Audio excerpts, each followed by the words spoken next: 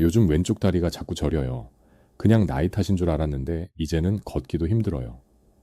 71살 박정순 어르신은 그날 아침 침대에서 일어나려다 주저앉았습니다. 왼쪽 다리에 전혀 힘이 들어가지 않았습니다. 손으로 다리를 만져보니 오른쪽과 달리 얼음장처럼 차갑고 마치 남의 다리를 만지는 것처럼 감각이 무뎠습니다. 석 달 전부터 시작된 가벼운 저림 증상. 나이 들면 다 그렇지 하며 넘겼던 그 신호가 뇌혈관이 막히기 직전이라는 마지막 경고였다는 사실을 그때는 아무도 몰랐습니다. 저는 부산 해운대 실버케어센터에서 18년간 어르신들의 건강 회복을 도와온 재활운동 전문가 박성훈입니다. 그동안 수천 명의 어르신을 만나면서 깨달은 사실이 하나 있습니다. 뇌경색은 절대 예고 없이 오지 않는다는 것입니다. 특히 다리가 보내는 신호는 생각보다 훨씬 심각한 메시지를 담고 있습니다. 오늘 여러분께 들려드릴 이야기는 단순한 건강 정보가 아닙니다. 이것은 당신과 가족의 생명을 지킬 수 있는 생존 정보입니다. 본격적인 오늘의 건강 이야기를 전해드리기 전에 채널 구독과 영상의 좋아요 버튼 한 번씩 꼭 부탁드리겠습니다. 여러분은 어디에서 이 영상을 보고 계신가요? 댓글로 여러분이 어디서 이 영상을 보고 계신지도 꼭 알려주세요. 지난주 목요일 오전 실버케어센터 상담실에서 있었던 일입니다. 71살 김순자 어르신께서 제 손을 꼭 잡으시며 이렇게 말씀하셨습니다. 센터장님, 그때 제 말을 들어주셔서 정말 감사합니다. 만약 그냥 넘어갔더라면 지금 손주들 얼굴도 못 봤을 겁니다. 저는 인천 부평 시니어 건강관리센터에서 18년째 어르신들의 건강을 돌보고 있는 재활운동 전문가 박성훈입니다. 그동안 수천 명의 어르신을 만나오면서 한 가지 확실하게 알게 된 사실이 있습니다. 뇌혈관 질환은 결코 예고 없이 찾아오지 않는다는 것입니다. 본격적인 이야기를 시작하기 전에 여러분께 한 가지 부탁드립니다. 이 영상이 도움이 되신다면 구독과 좋아요 버튼을 꼭 눌러주세요. 그리고 주변의 소중한 분들, 특히 부모님께 이 영상을 공유해 주시기 바랍니다. 여러분의 작은 실천이 누군가의 생명을 구할 수 있습니다. 작년 겨울 센터에 74 세조명숙 어르신이 처음 오셨습니다. 그분은 석 달 전부터 오른쪽 다리에 이상한 느낌을 받으셨다고 했습니다. 걸을 때마다 오른쪽 발이 차갑고 마치 무거운 돌덩이를 끌고 다니는 것 같은 느낌이었답니다. 처음에는 단순히 나이 탓이라고 생각하셨습니다. 주변 친구들도 나이 들면 다 그래 하며 대수롭지 않게 여겼죠. 하지만 증상은 점점 심해졌습니다. 평소 즐겨 다니시던 동네 슈퍼마켓까지 가는 것도 힘들어지셨습니다. 계단을 오를 때면 숨이 턱까지 차올랐고 오른쪽 다리는 전혀 힘이 들어가지 않았습니다. 그러던 어느 날 새벽 화장실에 가려고 일어서는 순간 오른쪽 다리가 완전히 풀려버렸습니다. 다행히 옆에서 주무시던 남편분께서 바로 눈치채시고 응급실로 달려가셨습니다. 병원에서 정밀검사를 받아보니 뇌로 가는 주요 혈관 하나가 70% 가까이 막혀 있었습니다. 의사 선생님은 말씀하셨습니다. 조금만 늦었어도 큰일 날 뻔했습니다. 다행히 빨리 오셔서 치료할 수 있었어요. 반대로 68살 이정민 어르신의 경우는 달랐습니다. 이 어르신은 평소 건강에 관심이 많으셨던 분입니다. 한 달 전부터 왼쪽 종아리에 자주 쥐가 나고 발끝이 얼음처럼 차가워지는 증상을 느끼셨습니다. 주변에서는 혈액순환이 안 좋은 거라며 찜질이나 하라고 했지만 이 어르신의 아들이 인터넷에서 정보를 찾아보고 어머니를 설득했습니다. 어머니, 이런 증상들이 뇌혈관 이상의 전조 신호일 수도 있대요. 한 번만 병원에 가보세요. 결국 병원을 찾은 이 어르신은 정밀검사를 통해 뇌혈관이 서서히 좁아지고 있다는 사실을 발견했습니다. 조기에 발견한 덕분에 약물 치료와 생활 습관 개선만으로도 위험을 크게 낮출 수 있었습니다. 지금도 센터에 꾸준히 오셔서 운동하시며 건강하게 지내고 계십니다. 이 두 분의 차이는 무엇이었을까요? 바로 몸이 보내는 신호를 얼마나 빨리 알아차렸느냐의 차이였습니다. 많은 분들이 뇌혈관 질환하면 갑자기 쓰러지거나 말이 어눌해지는 증상을 떠올립니다. 물론 그것도 중요한 신호입니다. 하지만 그런 증상이 나타났을 때는 이미 뇌혈관이 상당히 손상된 상태인 경우가 많습니다. 그보다 훨씬 전에 우리 몸은 이미 경고 메시지를 보내고 있습니다. 특히 다리에서 말입니다. 왜 하필 다리일까요? 제가 센터에서 어르신들께 자주 설명드리는 비유가 있습니다. 우리 심장을 아파트 옥상에 있는 물탱크라고 생각해 보세요. 그리고 혈관은 각 층으로 물을 공급하는 수도관입니다.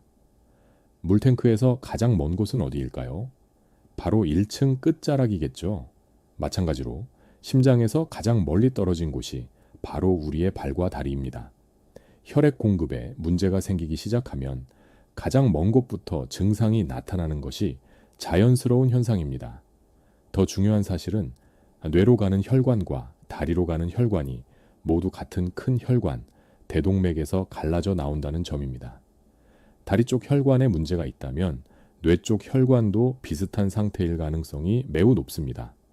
혈관이 좁아지거나 막히는 현상, 즉 동맥이 딱딱하게 굳는 현상은 한 곳에만 나타나지 않습니다. 몸 전체의 혈관에서 동시에 진행되는 경우가 대부분입니다. 그렇다면 구체적으로 어떤 증상들을 주의 깊게 살펴봐야 할까요? 지금부터 말씀드리는 5가지 신호 중 하나라도 해당된다면 절대 가볍게 넘기지 마시고 반드시 전문의와 상담하시기 바랍니다. 첫 번째 신호, 한쪽 다리만 유독 차갑습니다. 센터에 오시는 74살 최영희, 어르신은 한여름에도 왼쪽 발이 얼음장처럼 차가워서 두꺼운 양말을 신고 다니셨습니다.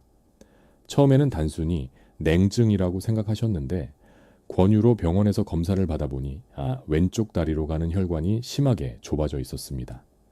양손으로 양쪽 다리를 동시에 만져보세요. 온도 차이가 확연히 느껴진다면 그쪽 다리로 가는 혈액 공급에 문제가 있을 수 있습니다. 특히 계절에 관계없이 한쪽 발만 차갑다면 더욱 주의가 필요합니다. 이것은 그쪽 혈관이 좁아져서 따뜻한 혈액이 제대로 공급되지 않는다는 신호입니다. 두 번째 신호, 걸을 때 한쪽 다리가 무겁거나 끌립니다. 평소와 똑같이 걷는데도 한쪽 다리만 힘이 더 많이 들어가는 느낌, 마치 다리에 쇠덩어리를 매단 것처럼 무겁게 느껴진다면 신경 신호 전달에 문제가 생긴 것일 수 있습니다. 이런 증상은 특히 오후나 저녁 시간에 더 심해지는 경우가 많습니다. 왜 그럴까요? 하루 종일 활동하면서 혈액순환이 원활하지 않아 다리가 더 피로해지기 때문입니다. 우리 뇌에서 다리로 가는 운동 신호가 제대로 전달되지 않으면 다리 근육이 정상적으로 수축하고 이완하는 것이 어려워집니다. 그러면 걸을 때 한쪽 다리를 끌고 다니는 것처럼 느껴지는 것입니다. 세 번째 신호, 종아리에 쥐가 자주 나거나 경련이 일어납니다. 가끔 쥐가 나는 것은 누구에게나 있는 일입니다. 하지만 일주일에 4-5번 이상 반복적으로 나타나고 특히 한쪽에만 집중된다면 반드시 검사를 받아보셔야 합니다. 밤에 자다가 갑자기 종아리 통증 때문에 깨는 일이 잦다면 더욱 그렇습니다. 69살 장태수 어르신은 3달 동안 왼쪽 종아리에 쥐가 나는 증상을 겪으셨습니다. 처음에는 파스를 붙이고 주무르며 지내셨죠. 하지만 어느 날 새벽 갑자기 왼쪽 다리에 힘이 빠지면서 넘어질 뻔하셨습니다. 급히 병원에 가보니 뇌혈관 일부가 이미 상당히 막혀 있었습니다. 이것은 다리 근육으로 가는 혈액과 산소 공급이 부족해서 나타나는 현상입니다. 근육이 제대로 된 영양을 공급받지 못하면 비정상적으로 수축하게 되고 그것이 바로 쥐가 나는 증상으로 나타나는 것입니다. 네 번째, 신호. 계단을 오를 때 숨이 많이 차고 다리에 힘이 빠집니다. 예전에는 문제없이 오르던 계단인데 요즘 들어 중간중간 쉬어가며 올라야 한다면 심장에서 다리로 가는 혈액 공급이 충분하지 않을 수 있습니다. 특히 서너 층 정도의 계단도 오르기 힘들다면 반드시 검사를 받아보셔야 합니다. 센터의 72살 김철수 어르신은 아파트 5층에 사십니다. 어느 날 엘리베이터가 고장나서 계단으로 올라가다가 이 증상을 발견하셨습니다. 평소에는 엘리베이터만 타서 몰랐는데 계단을 오르니 예전과 달리 너무 힘들어서 이상함을 느끼셨다고 합니다. 병원에서 검사를 받아보니 뇌혈관과 다리 혈관 모두에 문제가 있었습니다. 계단을 오를 때는 다리 근육이 평소보다 훨씬 많은 산소와 영양을 필요로 합니다. 혈관이 좁아져 있으면 이런 추가적인 수요를 충족시킬 수 없습니다. 그래서 숨이 차고 다리에 힘이 빠지는 증상이 나타나는 것입니다. 다섯 번째, 신호. 발가락이나 발등의 감각이 둔해집니다. 양말을 신었는지 안 신었는지 헷갈린다거나 바닥의 온도를 잘 느끼지 못한다면 말초신경에 문제가 생긴 것일 수 있습니다. 이런 증상은 처음에는 미세하게 시작되지만 시간이 지날수록 점점 심해집니다. 66살 윤미숙 어르신은 목욕탕에서 뜨거운 물에 발을 담그고도 온도를 제대로 느끼지 못해 화상을 입을 뻔한 적이 있습니다. 그제야 이상함을 느끼고 병원에 가보니 혈액순환 장애로 인해 발끝의 신경 기능이 떨어져 있었던 것입니다. 우리 몸의 신경은 혈액을 통해 산소와 영양을 공급받습니다. 혈액 공급이 부족하면 신경세포가 제대로 기능하지 못하게 되고 그러면 감각이 둔해지는 것입니다. 이것은 뇌로 가는 혈액 공급에도 문제가 있을 수 있다는 강력한 경고 신호입니다. 매일 아침 일어났을 때 이 간단한 자가 진단을 해보시기 바랍니다. 침대 가장자리나 의자에 앉아서 양쪽 다리를 쭉 뻗어보세요. 발목을 위아래로 움직여보고 발가락을 오므렸다 폈다 해보세요. 이때 양쪽의 움직임이 똑같은지 힘이 비슷하게 들어가는지 확인하는 겁니다. 다음으로 양쪽 종아리를 손으로 꾹 눌러보세요. 통증의 정도가 비슷한지 한쪽만 유독 아프거나 감각이 무딘지 체크합니다. 그리고 양손으로 양쪽 발을 동시에 만져 온도를 비교해 보세요. 마지막으로 제자리에서 발을 번갈아 들어 올리며 40초 정도 제자리 걸음을 해봅니다. 균형을 잡기 어렵거나 한쪽 다리를 들어 올릴 때 유독 힘들다면 주의가 필요합니다. 이 모든 과정이 4분이면 충분합니다. 매일 같은 시간에 하면서 어제와 오늘을 비교하는 습관을 들이세요. 작은 변화도 놓치지 않는 것이 중요합니다. 변화가 느껴진다면 주저하지 말고 병원을 찾으시기 바랍니다. 다리 증상을 발견했다면 이제는 적극적으로 예방에 나서야 할 때입니다. 뇌혈관 질환의 80% 이상은 예방이 가능한 질환입니다. 어떻게 하면 될까요? 가장 중요한 것은 혈압 관리입니다. 혈압이 높으면 혈관벽에 계속 압력이 가해져 손상되고 이것이 쌓이면 혈관이 좁아지거나 막히게 됩니다. 가정용 혈압계를 구입해서 매일 아침 저녁으로 혈압을 재는 습관을 들이세요.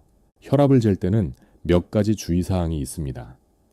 아침에는 일어나서 화장실을 다녀온 후 식사 전에 재는 것이 좋습니다. 저녁에는 식사 전이나 잠들기 전에 재세요. 혈압을 재기 전 7, 8분 정도는 편안하게 앉아서 안정을 취하는 것이 중요합니다. 그리고 팔의 위치도 중요한데 심장 높이와 비슷하게 팔을 놓고 재야 정확한 수치가 나옵니다. 수축기 혈압이 135를 넘거나 이왕이 혈압이 85를 넘으면 반드시 병원을 방문하셔야 합니다. 하지만 반대로 너무 낮아도 문제입니다. 혈압이 너무 낮으면 뇌로 가는 혈액 공급이 부족해져서 오히려 뇌경색의 위험이 높아질 수 있습니다. 두 번째는 꾸준한 운동입니다. 일주일에 5번, 한 번에 40분 정도, 숨이 약간 찰 정도로 걷는 것만으로도 큰 효과가 있습니다. 이때 중요한 것은 약간 숨이 차다는 느낌입니다. 대화는 가능하지만 노래를 부르기는 어려운 정도의 강도가 적당합니다. 센터에 오시는 75살 정수미 어르신은 매일 아침 동네 공원을 한 바퀴 도십니다. 45분 정도 걸리는 코스인데 처음에는 조금 힘들지만 중간에 벤치에서 잠깐 쉬어가며 천천히 완주하신답니다. 이분은 7년 전 가벼운 뇌혈관 이상을 발견하고 나서 이 습관을 시작하셨는데 지금까지 재발 없이 건강하게 지내고 계십니다. 운동을 시작할 때는 자신의 체력 수준에 맞춰 천천히 시작하는 것이 중요합니다. 처음부터 무리하면 오히려 관절이나 근육에 무리가 가서 포기하게 되는 경우가 많습니다. 첫 주에는 20분 정도만 걷고 익숙해지면 30분, 40분으로 늘려가세요. 중요한 것은 매일 꾸준히 하는 것입니다. 다만 너무 더운 날씨에 무리하게 운동하는 것은 피하셔야 합니다. 땀을 많이 흘리면 탈수가 와서 오히려 혈액이 끈적해지고 뇌로 가는 혈류량이 줄어들 수 있습니다. 여름철에는 이른 아침이나 저녁 시간을 이용하시고 운동 전후로 물을 충분히 드세요. 특히 운동하기 30분 전에 한 컵, 운동 중간중간 조금씩, 운동 후에 다시 한 컵 정도 마시는 것이 좋습니다. 65세 이상이신 분들은 유산소 운동과 함께 근력 운동도 중요합니다. 나이가 들면 혈압을 조절하는 자율신경 기능이 떨어지면서 갑자기 일어설 때 어지러운 증상이 나타날 수 있습니다. 심한 경우 쓰러지면서 머리를 다칠 수도 있고 이것이 뇌출혈로 이어질 위험이 있습니다. 특히 허벅지 근육을 강화하면 아래쪽에서 위로 피를 힘차게 밀어 올려주는 펌프 역할을 해서 어지럼증을 예방할 수 있습니다. 매일 스쿼트 25개씩 그리고 벽에 기대어 버티는 자세로 45 최소 1분 정도 버티는 운동을 권해드립니다. 관절이 좋지 않으신 분들은 의자에 앉았다 일어서기를 반복하는 것만으로도 효과가 있습니다. 이제 음식 이야기를 해보겠습니다. 혈관을 깨끗하게 해주는 음식 정말로 효과가 있을까요? 네, 있습니다. 제가 센터에서 어르신들께 가장 많이 권해드리는 음식이 바로 청국장입니다. 청국장은 콩을 발효시켜 만든 음식입니다. 이 발효 과정에서 나타토키나제라는 특별한 효소가 생성됩니다. 이 효소는 혈전, 즉 혈액 덩어리를 녹이는 효과가 있습니다. 혈액이 끈적해지고 덩어리가 생기는 것을 막아주는 것이죠. 또한 청국장에는 식물성 단백질이 풍부하게 들어 있습니다. 이 단백질은 나쁜 콜레스테롤은 낮추고 좋은 콜레스테롤은 높이는 효과가 있습니다. 콜레스테롤 밸런스를 맞춰주는 것입니다. 게다가 발효식품이기 때문에 장 건강에도 좋습니다. 장이 건강해지면 몸 전체에 염증이 줄어들고 이것은 혈관 건강에도 긍정적인 영향을 미칩니다. 청국장의 당지수는 낮은 편입니다. 그래서 당뇨가 있으신 분들도 안심하고 드실 수 있습니다. 하루에 한 번 아침이나 저녁 식사 때 청국장찌개 한 그릇을 드시면 좋습니다. 만약 냄새가 부담스러우시다면 청국장을 말려서 가루로 만든 제품도 있습니다. 이것을 물에 타서 드시거나 요구르트에 섞어 드셔도 됩니다. 두 번째로 권해드리는 음식은 표고버섯입니다. 표고버섯에는 베타글루칸이라는 성분이 풍부하게 들어 있습니다. 이 성분은 혈중 콜레스테롤 수치를 낮추고 혈관벽에 쌓인 찌꺼기를 제거하는 효과가 있습니다. 또한 항산화 성분이 풍부해서 혈관 노화를 늦춰줍니다. 표고버섯은 말린 것을 물에 불려서 사용하시면 됩니다. 국물 요리에 넣어도 좋고 볶음 요리에 넣어도 좋습니다. 표고버섯을 우린 물도 버리지 마시고 국물로 사용하세요. 그 물에도 좋은 성분이 많이 들어 있습니다. 음식을 먹을 때 가장 중요한 것은 과도한 탄수화물 섭취를 줄이는 것입니다. 많은 분들이 고기를 피하고 채소 위주로 드시는 것이 건강에 좋다고 생각하시는데 최근 연구 결과는 조금 다릅니다. 오히려 문제가 되는 것은 과도한 탄수화물, 특히 정제된 탄수화물 섭취입니다. 흰쌀밥, 흰빵, 국수 같은 정제된 탄수화물을 많이 먹으면 혈당이 급격히 올라갑니다. 이렇게 혈당이 급격히 오르내리는 것이 반복되면 혈관벽이 손상됩니다. 마치 고무호스의 높은 압력의 물을 자꾸 통과시키면 호스가 손상되는 것과 같습니다. 반면 단백질은 근육을 유지하고 혈관 건강에도 도움이 됩니다. 고기를 드실 때는 기름기가 적은 살코기 부위를 선택하시고 하루에 손바닥 크기 정도면 적당합니다. 닭 가슴살, 돼지고기, 뒷다리살, 소고기, 우둔살 같은 부위가 좋습니다. 조리할 때도 튀기거나 볶기보다는 삶거나 찌거나 구워서 드시는 것이 좋습니다. 생선도 훌륭한 단백질 공급원입니다. 특히 등푸른 생선에 들어있는 오메가3 지방산은 혈관 건강에 도움이 됩니다. 고등어, 꽁치, 정어리 같은 생선을 일주일에 3-4번 드시는 것을 권해드립니다. 다만 소금에 절인 생선보다는 신선한 생선을 구워 드시는 것이 더 좋습니다. 채소와 과일도 물론 중요합니다. 특히 색이 진한 채소들, 예를 들어 시금치, 케일, 당근, 파프리카 같은 것들에는 항산화 성분이 풍부해서 혈관 노화를 늦춰줍니다. 하루에 5가지 이상의 색깔을 가진 채소와 과일을 먹는 것을 목표로 하세요. 빨강, 노랑, 초록, 보라, 흰색 등 다양한 색깔의 채소와 과일에는 각각 다른 영양소가 들어 있습니다. 토마토의 빨간색은 라이코펜, 당근의 주황색은 베타카로틴, 시금치의 초록색은 엽록소와 엽산, 가지의 보라색은 안토시아닌이 풍부합니다. 이런 성분들이 모두 혈관 건강에 도움을 줍니다. 과일은 하루에 한두 번 정도가 적당합니다. 너무 많이 드시면 과당 때문에 오히려 혈당이 올라갈 수 있으니 주의하세요. 특히 바나나나 포도처럼 당도가 높은 과일보다는 사과나 배처럼 식이섬유가 풍부한 과일을 선택하시는 것이 좋습니다. 해조류도 빼놓을 수 없습니다. 미역, 다시마, 파라에 같은 해조류에는 식이섬유가 풍부해서 콜레스테롤 수치를 낮추는 데 도움이 됩니다. 국이나 무침으로 자주 드시면 좋습니다. 아침 식사로 미역국을 드시거나 저녁에 다시마 무침을 반찬으로 드시는 것도 좋은 방법입니다. 견과류는 하루 한 움큼 정도가 적당합니다. 호두, 아몬드, 캐슈넛 같은 견과류에는 불포화 지방산이 풍부해서 혈관 건강에 도움이 됩니다. 다만 칼로리가 높으니 너무 많이 드시지는 마세요. 한 움큼이면 대략 25알에서 30알 정도입니다. 무엇보다 피해야 할 것은 단 음료입니다. 탄산음료, 과일 주스, 달달한 커피 음료는 당분이 엄청나게 많이 들어 있습니다. 이런 음료 한 캔에는 각설탕 10개 이상의 당분이 들어있는 경우가 많습니다. 이런 음료를 자주 마시면 혈당 조절이 어려워지고 혈관 질환의 위험이 높아집니다. 물이나 보리차를 드시는 것이 가장 좋습니다. 소금 섭취도 줄여야 합니다. 우리나라 사람들의 평균 소금 섭취량은 권장량의 2배가 넘습니다. 소금을 많이 먹으면 혈압이 올라가고 이것이 혈관 손상으로 이어집니다. 국이나 찌개를 드실 때 국물은 적게 드시고 김치나 장아찌 같은 짠 반찬도 조금만 드세요.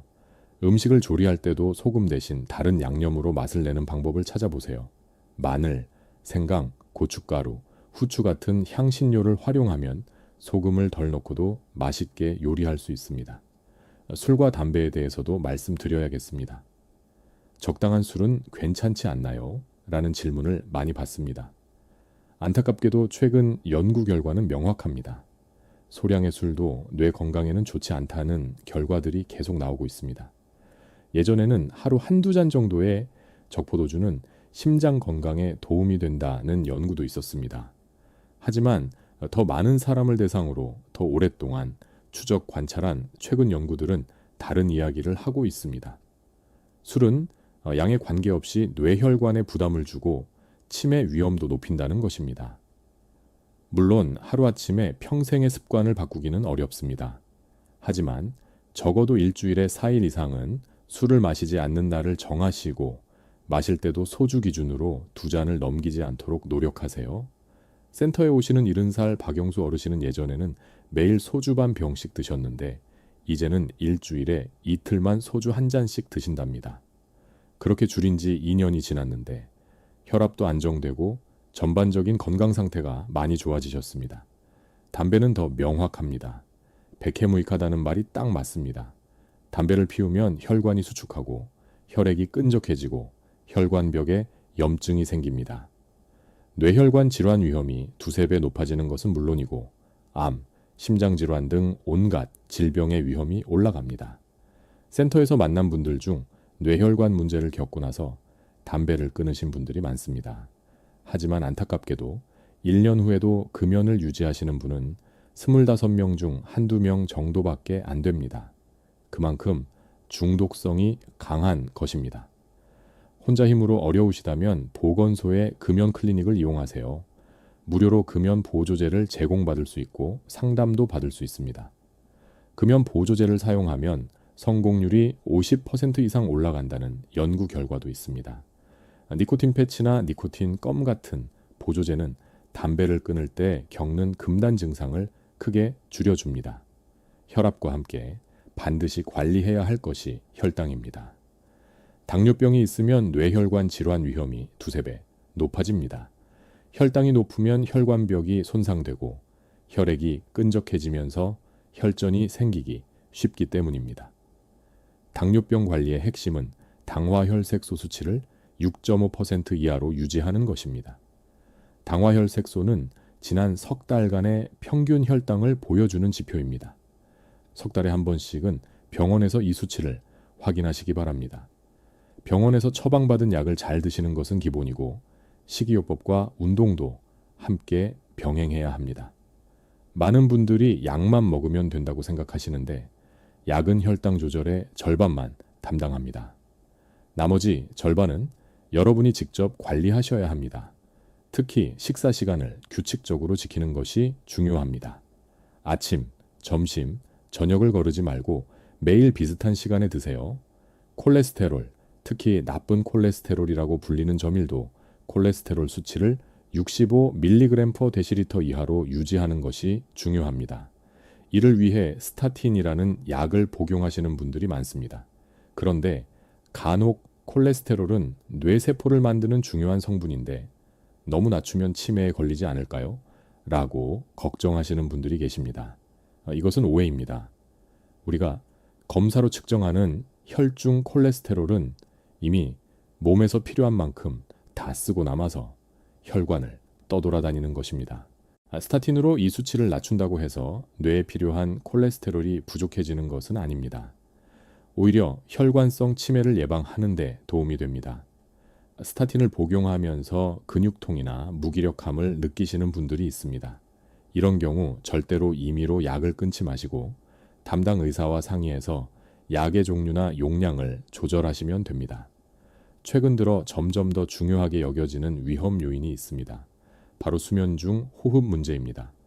자는 동안 코를 골다가 갑자기 숨이 멈추는 증상인데 이것이 고혈압, 당뇨, 고지혈증 같은 대사성 질환의 근본 원인이 될 수 있다는 연구 결과들이 나오고 있습니다. 본인이 코를 고는지 모르시는 분들도 많습니다. 하지만 아침에 일어났을 때 머리가 무겁거나 개운하지 않은 느낌이 든다면 낮 동안 자꾸 졸리고 피곤하다면 의심해 볼 수 있습니다. 수면 클리닉에서 하룻밤 자면서 검사를 받으면 정확히 진단할 수 있습니다. 수면 중 호흡 문제가 확인되면 양압기라는 기계를 사용해서 치료하게 되는데 이것만으로도 삶의 질이 크게 달라졌다고 말씀하시는 분들이 많습니다. 센터의 71살 오성민 어르신은 양압기를 사용하기 시작한 후 인생이 바뀌었다고 표현하실 정도였습니다. 아침에 일어났을 때의 개운함, 낮 동안의 활력이 완전히 달라졌다고 하시더군요. 혈압과 혈당 수치도 좋아져서 약을 줄이게 되었습니다. 오메가3이 좋다던데요. 은행잎 추출물이 뇌 건강에 도움이 된다던데요? 라는 질문을 정말 많이 받습니다. 결론부터 말씀드리면 대부분의 영양제나 건강기능식품은 뇌혈관 질환 예방에 특별한 효과가 입증되지 않았습니다. 물론 비타민이나 미네랄이 부족하면 건강에 문제가 생길 수 있습니다. 하지만 일반적인 식사를 하고 계신다면 심각한 결핍이 생기는 경우는 드뭅니다. 굳이 드신다면 종합 비타민 정도면 충분합니다.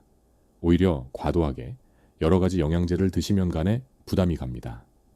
간 기능이 떨어지면 정작 중요한 약이 제대로 분해되지 못해 문제가 될 수 있습니다. 뇌혈관 질환 예방약도 간에서 대사되기 때문에 영양제 때문에 간 기능이 떨어지면 본말이 전도되는 셈입니다. 이미 뇌혈관 질환을 겪으신 분들은 재발에 대한 불안이 크실 겁니다. 하지만 너무 걱정하지 마세요. 재발률은 생각보다 높지 않습니다. 관리만 잘하면 발생 후 6개월만 지나도 재발 가능성이 4% 이하로 떨어집니다. 재발 방지법은 원인에 따라 조금씩 다릅니다. 가장 흔한 원인은 큰 동맥의 동맥 경화입니다. 혈관벽에 찌꺼기가 쌓여서 혈관이 좁아지는 현상입니다. 이 경우 담배, 당뇨, 고지혈증을 철저히 관리하는 것이 핵심입니다. 센터에서 만난 김동철 어르신은 8년 전 뇌혈관 질환을 겪으셨습니다. 당시 65살이었고 45년 넘게 담배를 피우셨습니다. 퇴원할 때는 이제 절대 안 피우겠습니다 라고 다짐하셨지만 5달쯤 지나자 다시 한두 개비씩 피우기 시작하셨답니다. 다행히 정기검진에서 이 사실이 발견됐고 금연 보조제와 상담을 통해 다시 금연에 성공하셨습니다. 지금은 8년째 단 한 대도 피우지 않고 계십니다. 김 어르신은 그때 다시 시작했던 담배를 끊지 않았다면 지금 이렇게 건강하게 손주들과 놀아줄 수 없었을 겁니다. 라고 말씀하십니다. 두 번째로 흔한 원인은 심장에서 생긴 혈전이 뇌로 날아가서 막히는 경우입니다. 주로 심방세동이라는 심장 부정맥 때문에 생깁니다. 이 경우에는 한근고제라는 약을 평생 복용해야 합니다. 문제는 이 약을 이틀만 끊어도 효과가 사라진다는 점입니다. 세 번째 원인은 작은 혈관이 막히는 경우입니다. 주로 조절되지 않는 고혈압 때문입니다. 이 경우 혈압을 125 이하로 유지하는 것이 가장 중요합니다. 나이와 건강 상태에 따라 목표 혈압이 조금씩 다를 수 있으니 담당 의사와 상의하세요. 혈압약에 대한 거부감을 가지신 분들이 많습니다. 한 번 먹으면 평생 먹어야 한다는 말 때문입니다.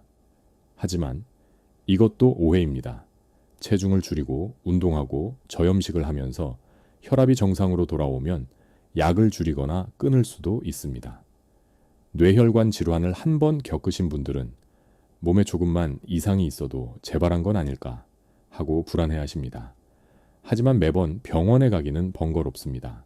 그래서 실제 위험한 신호와 그렇지 않은 증상을 구분하는 법을 알려드리겠습니다.